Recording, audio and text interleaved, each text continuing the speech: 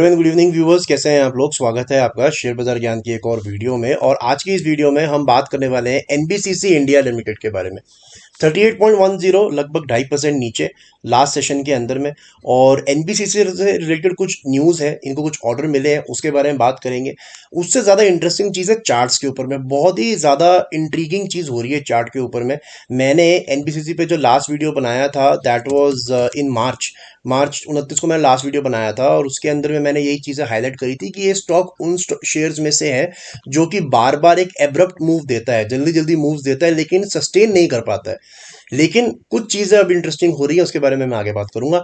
अगर आप लोग चैनल पे नए हो तो आप चैनल को प्लीज़ सब्सक्राइब कीजिए ताकि रोज आने वाली वीडियोस आपको लगातार मिलती रहे। शुरुआत करेंगे सबसे पहले न्यूज़ के बारे में। तो बेसिकली एनबीसीसी को एक ऑर्डर मिला है 200 करोड़ का, जो कि पीडब्ल्यूडी पुडुचेरी, इनसे इनको ऑर्डर मिला है। This is basically for project management consultancy. जैसा आपको पता है कि एनबीसीसी चीज़ें बनाती भी है, कंसल्ट भी करती है। बहुत अलग अलग तरीके के इंफ्रास्ट्रक्चर के कामों के अंदर में कंपनी जो है इन्वॉल्व है, और इनको अच्छे ऑर्डर्स पिछले कई महीनों से मिलते हुए आ रहे हैं, जो कि एक अच्छी चीज़ है। आगे जाके आपको नंबर्स के अंदर में ये चीज़ डिफरेंशिएट होते हुए भी नजर आएगी। So this is the order and this is why the shares were up on the last trading session. उसके बाद में कुछ प्रॉफिट बुकिंग आई है और 39.2 का हाई लगा के शेयर नीचे आया है। तो अब क्या चीज़ें इंटरेस्टिंग हो रही है चार्ट्स के ऊपर में, उसके बारे में बात कर लेते हैं। तो देखिए, एनबीसीसी बेसिकली दो चीज़ें हैं यहाँ पे। पहली बात यह है कि डेली और वीकली दोनों चार्ट्स के ऊपर में पिछले 4-5 महीने से एनबीसीसी एक लोअर हाइज और लोअर लोज के पैटर्न के अंदर में चल रहा था।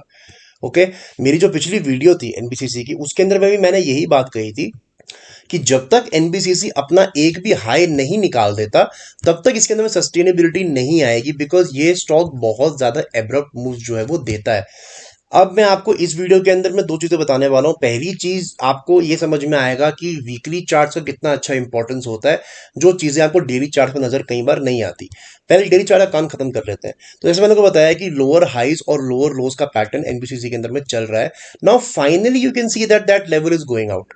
पहली बारी दिसंबर 2022 से लेकर अभी अप्रैल चल रहा है, लगभग 5 महीनों के अंदर में पहली बारी आप देख सकते हो कि स्टॉक अपने पिछले हाइस के ऊपर में अब जाना शुरू हो चुका है। 2 बार क्लोजिंग भी दे चुका है उसके ऊपर में। सो डेली चार्ट पे हमारे को नजर आता है कि हाइस तो निकाल रहे हैं, लेकिन डेली चार्ट पे हमारे को नजर क्या नहीं आता है कि जो लोज है वो अभी भी स्ट्रिंग ऑफ लोज नीचे की तरफ ही बढ़ते जा रहे हैं। जो भी लो लग रहा है पिछले लो से नीचे ही लग रहा है, ये एक बेरिश पैटर्न होता है। लेकिन अब मैं आपको दिखाता हूँ वीकली चार्ट के ऊपर में हमारे को थोड़ा सा अलग पिक्चर दिख रही है। अब वीकली चार्ट का चक्कर क्या होता है कि एक कैंडल जो है ना वो एक हफ्ते को रिप्रेजेंट करती है। So that is very important कि जो आप वीकली चार्ट देखो वो ना आसानी से बनते ना बिगड़ते हैं। तो पहली चीज जो मुझे स्ट्राइक करती है एनबीसीसी के बारे में कि देखिए, जो ये ब्लैक लाइन है, this is the 200 weekly moving average. This is a very very strong resistance and support for any stock. NBCC पिछले कई सालों के बाद में एक दो बार अटेम्प्ट कर चुका है इसके ऊपर क्लोजिंग देने का। 2-3 हफ्ते टिकता है, उसके बाद फिर से नीचे आ जाता है। अभी भी अगर आप देखोगे एनबीसीसी के अंदर में, तो पिछले 2-3 हफ्ते से एनबीसीसी का शेयर जो है अपने 200 वीकली मूविंग एवरेज के ऊपर काम कर रहा है यहाँ पे, राइट। लेकिन 3-4 हफ्ते पहले भी कर चुका है आइटम, कुछ खास फर्क पड़ता नहीं है। अच्छी चीज दूसरी क्या हो रही है वीकली चार्ट्स के ऊपर में कि जो डेली चार्ट्स आपको नजर में नहीं आ रही थी, जो स्ट्रिंग ऑफ लोअर लोज ये बना रहा था, फाइनली यू कैन सी कि यहाँ पे इसने अपने जो लोज हैं पिछले कुछ टाइम से ऊपर की तरफ कट कर रहा है धीरे धीरे धीरे करके। हाइस कट नहीं किए अभी तक, लेकिन लोज वीकली चार्ट्स पे कवर करने शुरू कर दिए इसने।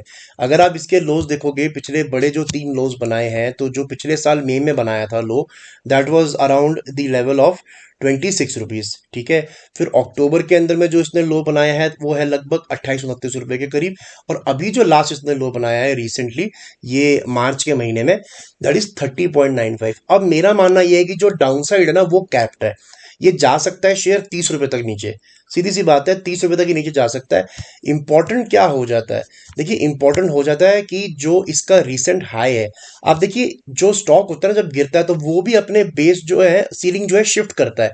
एक रेजिस्टेंस उसके बाद में नीचे हो जाती है, अगली रेजिस्टेंस उससे नीचे हो जाती है। जो जो सबसे लेटेस्ट रेजिस्टेंस है दैट इज 38.2। 38.2। अब 38.2 क्या है, 38.2 is the latest high of NBCC. और एनबीसीसी का ये जो हाई था ये फरवरी मार्च के महीने का बना हुआ है।